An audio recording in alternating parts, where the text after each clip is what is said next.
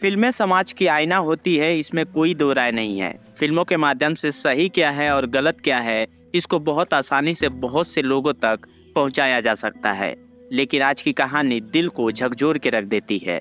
जब यह सुनने में आया कि एक 22 साल की लड़की की कत्ल करने के बाद एक थ्रिलर मूवी को देखकर उसकी लाश को छुपाने की कोशिश की गई, तो आइए इस कहानी को थोड़ा करीब से समझते हैं। दरअसल यह कहानी एक 22 साल की लड़की की है, जो महज 22 साल की उम्र में ही कामयाबी की बुलंदियों को छूना शुरू कर चुकी थी। इस कहानी की शुरुआत मध्य प्रदेश के इंदौर शहर से शुरू होती है। इंदौर में 16 अक्टूबर 2016 को वह 22 साल की लड़की, जिसका नाम ट्विंकल डांगरे था, वह अचानक लापता हो जाती है। ट्विंकल डांगरे भले 22 साल की थी, लेकिन उसने राजनीति के क्षेत्र में अपना एक अलग पहचान बना चुकी थी। वह इंदौर शहर के कांग्रेस पार्टी की सचिव यानी कि सेक्रेटरी थी। उसे राजनीति में काफी लगाव था। राजनीति के बड़े खिलाड़ियों के साथ उसका उठना बैठना होता था। कॉलेज के समय से ही वह राजनीति में बढ़ चढ़कर हिस्सा लिया करती थी। ट्विंकल कांग्रेस पार्टी में ज्वाइन होने से पहले बीजेपी पार्टी में हुआ करती थी। सोशल मीडिया पर भी उसका काफी अच्छा फैन फॉलोइंग थी।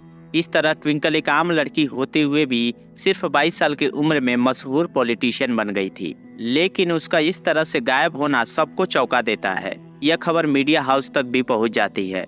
घर वाले बताते हैं कि 16 अक्टूबर को वह सुबह सुबह अपने घर से नाश्ते का सामान लेने बाजार गई थी, लेकिन जब वह काफी देर तक घर वापस नहीं लौटी तो घर वाले भी परेशान हो जाते हैं। उस समय उसके दोस्तों, उसके जानने वालों, उसके पार्टी के लोग फोन पर उसके बारे में पूछते हैं कि कहीं ट्विंकल उनके साथ तो नहीं, लेकिन उसका कुछ पता नहीं चलता। उसका फोन भी लगातार बंद आ रहा था। एक जाना माना चेहरा होने की वजह से तमाम लोग ट्विंकल का पता करने की कोशिश कर रहे थे, लेकिन कहीं से ट्विंकल का कोई सुराग नहीं मिलता। इसलिए जब 24 घंटे गुजर जाते हैं तो ट्विंकल के माँ बाप को बहुत ज़्यादा चिंता होने लगती है और इसके बाद ट्विंकल के माता पिता इंदौर के पुलिस स्टेशन में जाकर अपनी 22 साल की बेटी ट्विंकल की गुमशुदगी की रिपोर्ट दर्ज करवाते हैं। पुलिस इस केस की तुरंत जांच करना शुरू कर देती है। वैसे तो वह एक आम लड़की थी, लेकिन साथ साथ एक पार्टी की सेक्रेटरी भी थी। उसके गायब होने की खबर चारों तरफ फैल जाती है। पुलिस सबसे पहले ट्विंकल की सीडीआर निकलवाती है। 16 अक्टूबर और 17 अक्टूबर के कॉल डिटेल की जांच से पता चलता है कि जिस दिन वह गायब हुई उस दिन उसकी फ़ोन की लोकेशन आखिरी बार इंदौर से 100 किलोमीटर दूर बदनावर एक जगह है, वहां का दिखा रहा था और उसके बाद मोबाइल फ़ोन बंद हो जाता है। अब बदनावर में मोबाइल का बंद होना इस बात का सबूत दे रहा था कि बदनावर से ट्विंकल का कोई ना कोई कनेक्शन होगा। अनुमान लगाया जाता है कि मोबाइल की लोकेशन वहां दिखाने का मतलब था कि ट्विंकल वहां गई होगी। मोबाइल के लोकेशन के बारे में पुलिस ट्विंकल के माता पिता को बताती है कि ट्विंकल की लास्ट लोकेशन बदनावर की थी। पुलिस उस लोकेशन से कोई कनेक्शन के बारे में पूछती है। तब उसके माता पिता बताते हैं कि कुछ दिन पहले ही ट्विंकल की सगाई बदनावर के ही रहने वाले एक लड़के अमित के साथ हुई थी।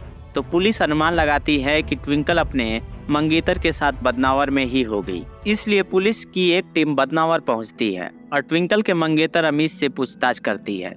तब अमित पुलिस को बताता है कि 15 अक्टूबर को आखिरी बार उसकी ट्विंकल से बात हुई थी। उसके बाद न ही उसकी ट्विंकल से कोई बात हुई है और न ही उससे कोई मुलाकात हुई है। लेकिन पुलिस को विश्वास नहीं हो रहा था, इसलिए पुलिस ने अमित और अमित के घर वालों के भी कॉल डिटेल निकलवाती है, जिसके बाद यह साफ हो जाता है कि वह झूठ नहीं बोल रहा था। अब इस केस को आगे बढ़ाने के लिए पुलिस वाले उसके माँ बाप से पूछताछ करके यह पता करने की कोशिश करते हैं कि आखिर क्या हुआ होगा, वह कहाँ जा सकती है, क्या उसकी किसी से दुश्मनी या झगड़ा तो नहीं था। लेकिन इसी बीच कहीं से पुलिस को एक टिप मिलती है कि ट्विंकल के साथ उसके माता पिता का रिश्ता ठीक नहीं था। उनके बीच आए दिन झगड़े होते रहते थे। ट्विंकल ने अपने माँ बाप के खिलाफ पुलिस स्टेशन में कंप्लेन भी दर्ज करवा रखी थी कि उसके माँ बाप उसे तंग करते हैं। ट्विंकल ने एक बार नहीं बल्कि कई बार अपने माता पिता के खिलाफ पुलिस में जा चुकी थी। पुलिस को यह बात थोड़ी अजीब लगी। उसके बाद पुलिस को ट्विंकल के माँ बाप पर ही शक होने लगता है कि कहीं ऐसा तो नहीं कि इन्होंने ही अपनी बेटी की गुमशुदगी की रिपोर्ट दर्ज करवाई है और इन्हीं लोगों के हाथ ट्विंकल के गुमशुदगी के पीछे हो। इसलिए पुलिस ट्विंकल के घर जाकर उसके माँ बाप से डिटेल में पूछताछ करती है। पूछताछ करने पर पुलिस को यह एहसास होता है कि ट्विंकल के माँ बाप का उसकी गुमशुदगी में कोई हाथ नहीं है। लेकिन इस पूछताछ में एक बात सामने आती है जिससे इस केस को आगे बढ़ाने में मदद करती है। दरअसल पुलिस को ट्विंकल के माँ बाप बताते हैं कि इंदौर में ही एक बीजेपी के नेता हैं वह महामंत्री भी रह चुके हैं। उनका नाम जगदीश करोतिया है। जगदीश करोतिया के साथ ट्विंकल के अच्छे रिश्ते थे। हालांकि जगदीश करोतिया की उम्र 65 साल के करीब है, जबकि ट्विंकल महज 22 साल की थी। फिर भी इन दोनों के बीच अच्छे गहरे संबंध थे। ट्विंकल के माता पिता पुलिस से कहते हैं कि जगदीश करोतिया को पता हो सकता है कि ट्विंकल कहाँ है, क्योंकि ट्विंकल का जगदीश करोतिया से काफ़ी मिलना जुलना था और इसी जगदीश करोतिया के कारण ही ट्विंकल का अपने माँ बाप से अक्सर झगड़ा हुआ करता था। ट्विंकल के माँ बाप को ट्विंकल का जगदीश करोतिया से मिलना जुलना पसंद नहीं था। इसी बात को लेकर वह लोग अपनी बेटी पर रोक टोक करते थे और उसे डांट लगाते थे। उन्हें लगता था कि शायद जगदीश करोतिया की नीयत में खोट है, वह उनकी बेटी के लिए ठीक नहीं है। वह इसी बात को लेकर अपनी बेटी को समझाते थे, लेकिन ट्विंकल उनकी कोई बात नहीं मानती थी। पुलिस को यह भी बात पता चला कि ट्विंकल कॉलेज छोड़ पॉलिटिक्स में आना चाहती थी। तब उसकी मुलाकात जगदीश करोतिया से हुई थी। उस समय जगदीश ने अपनी पावर के जरिए ट्विंकल को बीजेपी में किसी पद पर स्थान भी दिलवाया था। लेकिन कुछ समय के बाद किसी कारण ट्विंकल से यह कहा गया कि तुम बीजेपी से बेहतर है कि कांग्रेस में चली जाओ। इसके बाद एक बार फिर जगदीश करोतिया की मेहरबानी से ट्विंकल इंदौर शहर में कांग्रेस की सेक्रेटरी बनाई गई। जब पुलिस को यह बात पता चली तो फिर पुलिस का तीसरा शक जगदीश करोतिया पर ही हुआ। इसलिए पुलिस जगदीश करोतिया के पास पहुंचती है। वह एक बड़े नेता थे। उस समय भी शिवराज चौहान ही वहां के मुख्यमंत्री थे, यानी कि बीजेपी की ही सरकार थी। तो जाहिर सी बात है कि पुलिस को बिना किसी सबूत के उनके गिरेबान पर हाथ डालना सही नहीं था। लेकिन किसी तरह पुलिस जगदीश करोतिया के घर जाती है और जगदीश से पूछताछ करती है। लेकिन जगदीश पुलिस को बताते हैं कि उनकी ट्विंकल से कोई मुलाकात हाल के दिनों में नहीं हुई है। लेकिन जगदीश ने बताया कि मेरे बड़े बेटे से ट्विंकल की उस दिन बात हुई थी और उसने अपने मोबाइल के जरिए उसे बताया था कि अब वह अपने परिवार से तंग आकर घर छोड़कर जा रही है। उसका उसके घर वालों से झगड़ा हो गया है। कुल मिलाकर पुलिस को जगदीश करोतिया से पूछताछ में कुछ ऐसी जानकारी नहीं मिलती जिससे पुलिस उन पर शक करे। अब पुलिस एक बार फिर शुरुआत से जांच करना शुरू करती है। इस बार पुलिस उसके कॉलेज के दिनों से लेकर अब तक की सारी जानकारी इकट्ठे करती है। उसके मिलने जुलने वालों, उसके दोस्तों से, रिश्तेदारों से कई बार पूछताछ की जाती है। बॉयफ्रेंड होने का भी आशंका पुलिस जताती है, लेकिन फिर भी कोई कामयाबी नहीं मिलती है। पुलिस के ऊपर केस सॉल्व करने का दबाव बढ़ता जाता है। पुलिस की तमाम कोशिशें नाकाम रहती है। पुलिस को कोई सबूत नहीं मिलते जिससे कि इस केस को आगे बढ़ाया जा सके। फिर इसी बीच पुलिस को एक टिप मिलता है। दरअसल जगदीश करोतिया अपने फार्म हाउस पर उसी दिन जिस दिन ट्विंकल गायब हुई थी उसके अगले दिन यानी 17 अक्टूबर को नगर निगम के कुछ कर्मचारियों को बुलाकर एक गड्ढा खुदवाया गया था। उन्होंने यह कहा था कि उनका जो पालतू कुत्ता है उसकी मौत हो गई है और हमें उस कुत्ते को दफनाना है। नगर निगम के कर्मचारियों को बुलाकर फार्म हाउस में गड्ढा खुदवाया गया। जब यह बात पुलिस को पता चली तो पुलिस की टीम कुछ कर्मचारियों को लेकर जगदीश करोतिया के फार्म हाउस पर पहुंच जाती है और उस फार्म हाउस में उस गड्ढे की जगह की तलाश की जाती है। उधर जगदीश करोतिया को भी बुलाया जाता है। वह लगातार विरोध कर रहे थे कि आप ऐसा नहीं कर सकते, लेकिन पुलिस कुछ मानने को तैयार नहीं थी। वह कह रही थी कि हमें पक्की खबर मिली है। इसके बाद जगदीश करोतिया के तमाम विरोध के बावजूद पुलिस उनके फार्म हाउस में गड्ढा खुदवा देती है। जब गड्ढा खोदा जाता है तो अंदर से पुलिस को कुछ हड्डियां मिलती हैं। इसके बाद वह कंकाल निकाले जाते हैं, लेकिन वहां पर मौजूद एक्सपर्ट पहली ही नज़र में भाप लेते हैं कि यह कोई इंसान का कंकाल नहीं है बल्कि कुत्ते का ही है। इसके बारे में जब जगदीश करोतिया से पूछा गया तो उन्होंने बताया कि हमारा कुत्ता मर गया था तो हमने इस फार्म हाउस में ही उसे दफना दिया था। अब यह बात साफ हो गई थी कि करोतिया परिवार झूठ नहीं बोल रहा था। अब क्योंकि जगदीश करोतिया बीजेपी के एक बड़े नेता थे तो पुलिस को खरी खोटी सुनाया जाता है, क्योंकि पुलिस ने गलत सूचना पर जाकर फार्म हाउस में खुदाई की। उनके साथ आरोपियों वाला बर्ताव किया गया। पुलिस की इतनी मेहनत करने के बाद भी यह केस फिर से वहीं पहुंच गया जहां पर पहले दिन से था। अब पुलिस अपनी पुरानी गलती को दोहराना नहीं चाहती थी, इसलिए अपना हर एक कदम सावधानी के साथ रख रही थी। बीच बीच में जो भी सुराग मिलता है उसको हर तरफ से जांच करती थी, लेकिन ट्विंकल का कोई भी सुराग पुलिस के हाथ नहीं लगता है। ट्विंकल अभी तक जिंदा थी कि नहीं यह भी नहीं पता था। आसपास कोई भी ऐसी लाश नहीं मिलता है जिससे यह मान लिया जाए कि ट्विंकल अब इस दुनिया में नहीं है। धीरे धीरे यह केस लंबा खींचते चला जाता है। इस सारी इन्वेस्टिगेशन में लगभग 1.5 साल का वक्त गुजर जाता है। 2016 का यह मामला अब 2018 अप्रैल आ चुका था अब भी पुलिस के पास ट्विंकल से जुड़ा कोई क्लू नहीं था।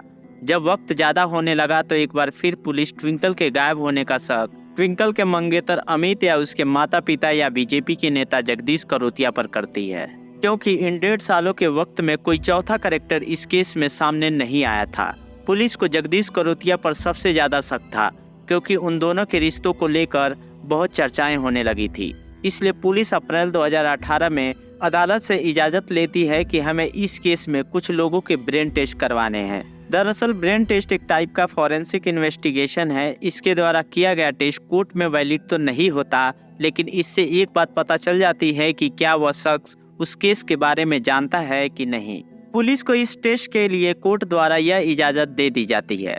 पुलिस ने सबसे पहले ट्विंकल के माँ बाप और जगदीश और उनके बेटों का टेस्ट करने का फैसला करती है। पहले तो पुलिस के ऊपर पॉलिटिकल प्रेशर था, लेकिन पुलिस ने जगदीश को किसी तरह यह कहकर मना लिया कि इसके बाद आप शक के दायरे से बाहर हो जाएंगे। कोर्ट से परमिशन लेने के बाद पुलिस ट्विंकल के माँ बाप जगदीश करोतिया और उनके तीनों बेटों अजय करोतिया, विजय करोतिया और विनय करोतिया सभी का टेस्ट कराती है। जब माँ बाप के ऊपर यह टेस्ट होता है तब यह क्लियर हो जाता है कि इस केस में इनका कोई हाथ नहीं है। लेकिन जैसे ही जगदीश करोतिया और उनके बेटों का यह टेस्ट होता है, वैसे ही 1.5 साल पुराना केस कुछ मिनटों में सॉल्व हो जाता है। टेस्ट से यह पता चलता है कि ये लोग ट्विंकल की गुमशुदगी के बारे में सब कुछ जानते हैं, लेकिन इस टेस्ट के आधार पर इन्हें गिरफ्तार नहीं किया जा सकता था। जैसा कि हमने बताया कि इस टेस्ट के जरिए दिया गया बयान अदालत में मान्य नहीं है, लेकिन इस टेस्ट से पुलिस को पहली कामयाबी तो मिल गई थी। अब पुलिस बिना सबूत के करोतिया परिवार पर हाथ नहीं डालना चाहती थी, इसलिए टेस्ट के दौरान इन्होंने जो कहानी बताई उसकी गहराई से जांच करती है। दरअसल कहानी कुछ ऐसी थी कि जगदीश करोतिया और ट्विंकल के बीच काफ़ी नज़दीकियाँ थी। इतने करीबी रिश्ते थे कि ट्विंकल जिद करने लगी थी कि वह जगदीश के घर में रहना चाहती है, उनसे शादी करना चाहती है, लेकिन जगदीश करोतिया उसे अपने घर में रख नहीं सकते थे। उनकी अपनी फैमिली और बच्चे थे, उनके 3 जवान बेटे थे, उनका समाज में नाम और रुतबा था, और ट्विंकल को लेकर जगदीश की पत्नी और उनके बेटे भी नाराज रहते थे। वह नहीं चाहते थे कि कोई उनके बीच में आए। उसे काफ़ी समझाया गया, लेकिन ट्विंकल अपनी बातों पर अड़ी रही। वह उनकी कोई भी बात मानने को तैयार नहीं थी। तब करोतिया परिवार के लोगों ने फैसला किया कि इसे रास्ते से हटा देना ही अच्छा है। इसी प्लान के तहत 16 अक्टूबर 2016 की सुबह 11 बजे जगदीश करोतिया ने ट्विंकल को बुलाते हैं। उन्होंने अपने घर में तो नहीं बल्कि एक अलग घर देने को कहते हैं। ट्विंकल उनकी बातों में आ जाती है और वह उनके पास चली जाती है। उसके बाद वे लोग ट्विंकल को वहां से दूसरे जगह लेकर जाते हैं। वहां पर एक फार्म हाउस था, वहां ले जाते हैं। फार्म हाउस पर ले जाने के बाद ट्विंकल का रस्सी से गला कसकर कत्ल कर देते हैं। उसे मारने के बाद उस फार्म हाउस के खेत में ही उसकी लाश को दफनाने का फैसला करते हैं, लेकिन फार्म हाउस का मालिक नीलेश मना कर देता है कि मेरे खेत में लाश मत दफनाओ। उसके मना करने के कारण नीलेश, जगदीश और जगदीश के बेटे उसकी लाश को कपड़े में लपेटते हैं और गाड़ी में डालकर अपने फार्म हाउस पर ले आते हैं। दूसरे दिन नगर निगम के कर्मचारियों को फोन करके बुलाया जाता है। उनसे कुत्ते के मौत का कहकर गड्ढा खुदवाया जाता है।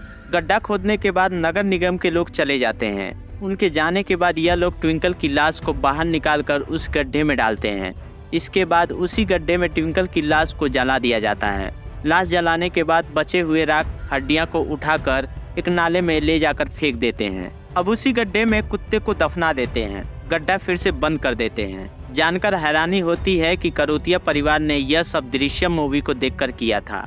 उन्होंने इस फिल्म को बार बार देखा और मर्डर की साजिश रची ताकि गड्ढे में से कुत्ते की लाश निकले और ट्विंकल की मौत का किसी का कुछ पता नहीं चले। शुरुआती पूछताछ में पुलिस को बताई गई थी कि ट्विंकल और उसके माँ बाप से रिश्ते अच्छे नहीं थे।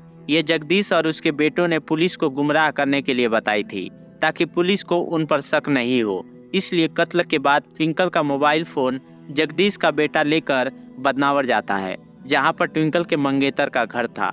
वहां तक वह अपने फोन को ऑन मोड में लेकर जाता है और वहां जाते ही वह फोन को बंद कर देता है और वहीं पर ट्विंकल का मोबाइल फोन फेंक कर वापस चला आता है ताकि लास्ट लोकेशन वहां का ही दिखे। इसके बाद एक व्हाट्सएप मैसेज आया था जो ट्विंकल ने भेजा था, जिसमें उसने बताया था कि मैं घर छोड़कर जा रही हूँ, मेरी अपने घर वालों से लड़ाई हो गई है। यह मैसेज भी उसका बेटा ही उसके मोबाइल फोन से करता है। पुलिस की छानबीन में यह भी खुलासा हुआ कि ट्विंकल और जगदीश करोतिया से संबंध तो थे, लेकिन उसके बेटे अजय करोतिया से भी संबंध थे।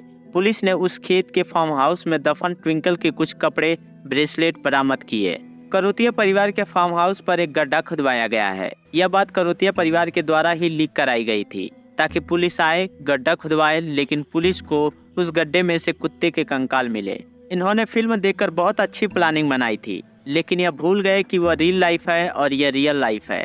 माना कि फिल्म समाज का आईना होता है, लेकिन इसका मतलब यह हरगिज नहीं है कि आप फिल्मों को देखकर गलत काम करना शुरू कर दो। इस पर आप क्या सोचते हैं कमेंट बॉक्स में जरूर बताइएगा। वीडियो पसंद आए तो लाइक करें और चैनल को सब्सक्राइब करना ना भूलें। जय हिंद, जय भारत।